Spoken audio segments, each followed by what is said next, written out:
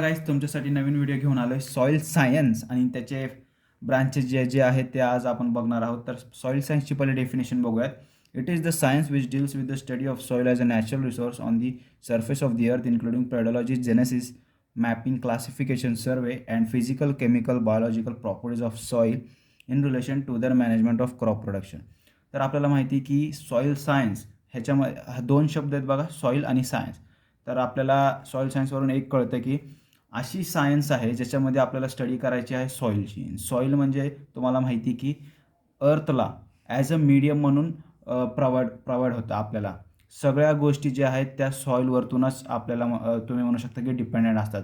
प्लांटची ग्रोथ म्हणा, बाकीचे कसलेही फॅक्टर्स असू द्या. आता इथे बघा जसे की दिलेले आहे जेनेसिस, मॅपिंग, क्लासिफिकेशन. सॉईलचं आपण क्लासिफिकेशन करू शकतो. सॉईल कशी आहे, समजा सँडी आहे, सिल्ट आहे, क्ले आहे. सॉईलचं सर्वे करून आपण बघू शकतो सॉईल फर्टाईल आहे का नाही. मॅपिंग करून बघू शकतो की सॉईल खरंच प्लांटच्या ग्रोथसाठी चांगली आहे, न्यूट्रिएंट कॅपेबिलिटी आहे का सॉईलमध्ये. तर असे बाकीचे सर्व गोष्टी जे आहेत आपण बघू शकतो. जेनेसिस म्हटल्यावर आपण मग बघू शकतो डिफॉरेस्टेशन झाले का सॉईलचं, किंवा रिफॉरेस्टेशन झाले का, किंवा अफॉरेस्टेशन झाले का. या सर्व गोष्टी ज्या आहेत सॉईलच्या आपण स्टडी करतो त्या सायन्समध्ये, त्याला सॉईल सायन्स असं म्हटलं जातं. त्याच्यानंतर ब्रांचेस ऑफ सॉईल सायन्स बघा, 6 ब्रांचेस आहेत. Soil fertility, soil biology, soil pedology, conservation, chemistry, physics. तर पहिलं आपण बघूया सॉईल फर्टिलिटी म्हणजे काय. This branch of soil science deals with the study of capacity of soil to supply available nutrients for growth and development of the plants. Soil fertility depends upon presence of nutrients in different forms. तर तुम्हाला जसं की माहीतच आहे, माती आहे, मातीच्या खाली न्यूट्रिएंट्स अवेलेबल असतात आणि ते न्यूट्रिएंट्स सॉईलमधून, मातीमधून प्लांट्सला पोहोचवण्यासाठी सॉईलकडे जी कॅपॅसिटी असते त्या कॅपॅसिटीला सॉईल फर्टिलिटी असं म्हटलं जातं. आणि ते न्यूट्रिएंट्स अवेलेबल करून दिल्यानंतर प्लांट्सला त्यांची वाढ जी आहे ती चांगली होते आणि त्याच्यामुळं सॉईल फर्टिलिटी जी आहे ती मेंटेन राहते. कारण की खालचं टेम्परेचर जे आहे ते मेंटेन राहणार आहे, ऑप्टिमम टेम्परेचर राहणार आहे, मायक्रोबियल ग्रोथ चांगली होणार आहे आणि ह्या फॅक्टर जे आहेत सॉईल फर्टिलिटीला तुम्ही म्हणू शकता की मेंटेन ठेवणार आहेत. त्याच्यानंतर सॉईल बायोलॉजी बघू. The branch of soil science which deals with the study of microbial population or micro organism present in soil. The micro organisms convert unavailable form of nutrients in available form of nutrients which are easily absorbed by plants for their growth and development. तर बघा science म्हणजे तुम्ही म्हणू शकता की biology असा एक factor आहे किंवा टर्म आहे ज्याच्यामध्ये मायक्रो ऑर्गॅनिझमच्या रिलेटेड आपण स्टडी करतो. तुमची माती आहे, मातीच्या खाली मायक्रो ऑर्गॅनिझम्स असतात, लाखो कितीतरी मायक्रो ऑर्गॅनिझम्स असतात. तर आता तुम्ही समजा तुम्ही ऑर्गॅनिक मॅन्युअर म्हणा किंवा कसलंही मटेरियल ऑर्गॅनिक तुम्ही जेव्हा सॉईलमध्ये ॲड करता तर ते अनअवेलेबल फॉर्ममध्ये असतं. आता समजा तुम्ही झाडांचा पालापाचोळा टाकला सॉईलमध्ये तर ते सॉईल प्लांट जे आहे ते डायरेक्ट ॲब्झॉर्ब करू शकत नाही. तर त्याचं ब्रेकडाऊन, त्याचं डिकम्पोजिशन जे होणार आहे ते मायक्रो ऑर्गॅनिझम्स थ्रू होणार आहे. मायक्रो ऑर्गॅनिझम्स त्याचं डिकम्पोजिशन करणार इन द सेन्स काय होणार, अनअवेलेबल फॉर्म ऑफ न्यूट्रिएंट जो पालापाचोळा आहे त्याचं कन्व्हर्जन अवेलेबल न्यूट्रिएंट्समध्ये होणार आणि अवेलेबल न्यूट्रिएंट्समध्ये झाल्यावर ते न्यूट्रिएंट जे आहे ते प्लांट्स ऑब्झर्व करणार आहेत आणि ॲब्झॉर्व केल्यानंतर त्यांची वाढ जी आहे ती चांगली होणार आहे. त्याच्यानंतर सॉईल पेडॉलॉजी बघूयात काय आहे. This branch of soil science studies soil genesis, classification, survey, mapping in relation with plant growth. Plant ग्रोथसाठी जे जे फॅक्टर्स तुम्हाला लागणार आहेत, तुम्हाला प्लांट ग्रोथ करण्यासाठी जे जे फॅक्टर्स लागणार आहेत त्याला सॉईल पेडॉलॉजी म्हटलं जातं. मग ते फॅक्टर जेनेसिस असू द्या, क्लासिफिकेशन असू द्या, सर्वे, मॅपिंग. जेनेसिसमध्ये तुम्ही जसं की मी सांगितलं होतं अफॉरेस्टेशन, डिफॉरेस्टेशन. क्लासिफिकेशन तुमची माती कशी आहे, सँड, सिल्ट, क्ले वगैरे. सर्वे तुमची माती फर्टाईल आहे, पीएच कसं आहे वगैरे. मॅपिंग म्हणजे खरंच प्लांट ग्रोथसाठी ती माती म्हणजे मॅप करायचं असतं तुम्हाला की या क्षेत्रामध्ये त्या मातीमध्ये प्लांट ग्रोथ होऊ शकतं का. किंवा समजा तुम्ही डोंगराळ भाग घेतला आणि तिथं तुम्हाला पार्टिक्युलर क्रॉप लावायचे तर ते लावू शकत नाही. तर ते सर्व गोष्टी जे आहेत ते पेडॉलॉजीमध्ये येणार आहेत. त्याच्यानंतर सॉईल केमिस्ट्री बघूयात काय आहे. The branch of soil science deals with study of chemical elements, nutrients and chemical properties in relation with plant growth.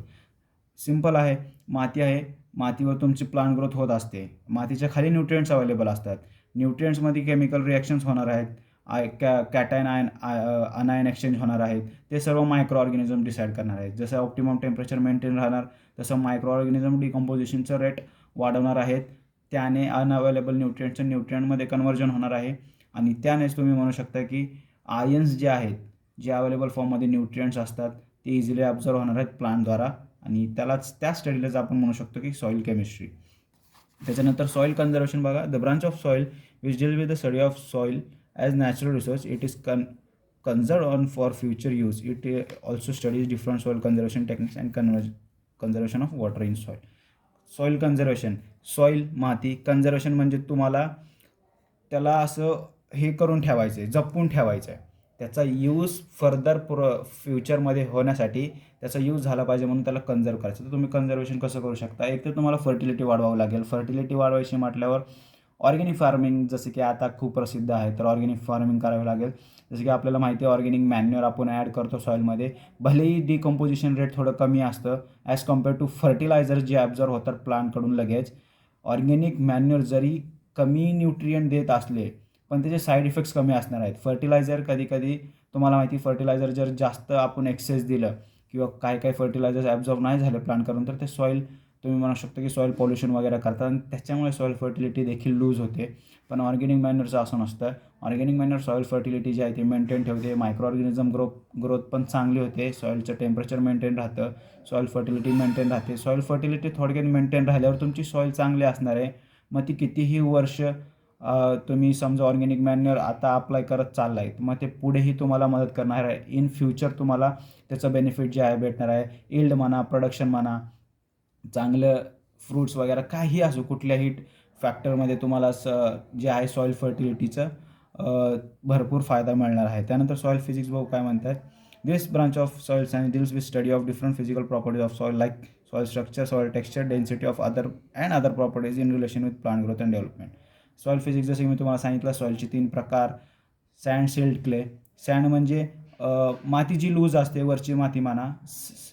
Silt, clay, sand. Silt म्हणजे तुम्ही म्हणू शकता की माती थोडीशी त्याच्यामध्ये मॉइश्चर प्रेझेंट असतं. आणि क्ले म्हणजे जास्त मॉइश्चरची माती, चिक्कल माती तुम्ही म्हणू शकता. आणि परत soil texture, soil density. Soil texture in the sense मातीचे ग्रॅन्युअल, मातीमध्ये ग्रॅन्युअल्स आहेत का किंवा लूज सॉईल आहे.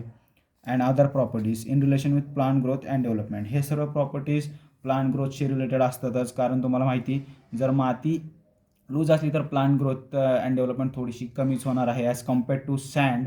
आणि सँड आणि क्लेचं कंपॅरिझन केलं तर क्लेमध्ये जास्त तुम्ही म्हणू शकता की प्लांट ग्रोथ अँड डेव्हलपमेंट जास्त होणार आहे, कारण चिखल मातीत प्लांट जास्त वाढतात.